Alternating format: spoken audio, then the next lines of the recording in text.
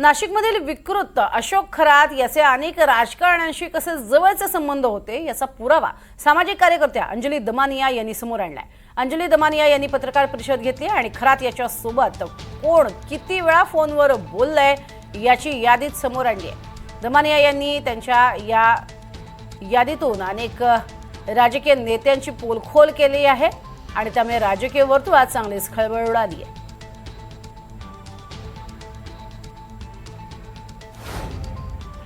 आमदार नितीन पवार, चंद्रकांत पाटील, चंद्रकांत पाटलांचे पीए मंगेश देशपांडे, उदय सांगळे जे सिन्नरहून उभे होते, जे हरले ते देखील गेले होते।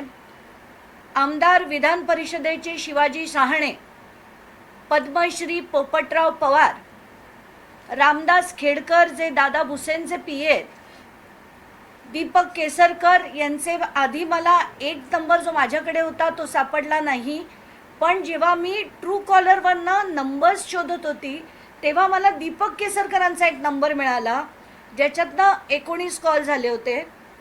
राहुल कोतडे जे OSD आहेत विखे पाटलांचे, एकनाथ शिंदेंचं तर मी म्हटलंच आहे, प्रभाकर काळेंचं मी म्हटलंच आहे, सुनील तटकरे आणि एक जे नवीन नाव मिळालं आहे ते म्हणजे जयंत पाटील राष्ट्रवादीचे।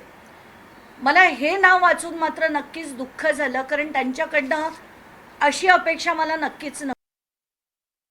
रुपाली चाकणकरांना SITने ताबडतोब खरं बोलवलं पाहिजे होतं। आता महिना उलटून जातोय तरी पण त्यांना बोलवलं जात नाहीये, याचं मला नक्कीच दुःख आहे। मी परत त्यांना लिहित राहणार आहे जोपर्यंत या सगळ्यांना बोलवलं जात नाही, या सगळ्या राजकारण्यांना शो कॉज नोटीस पाठवली जात नाही, तोपर्यंत हे सगळं चुकीचं होतं असंच माझं मत आहे। आणि जनतेचं आय एम शुअर सगळ्यांचं, साध्या नागरिकांचं सगळ्यांचं हेच मत आहे।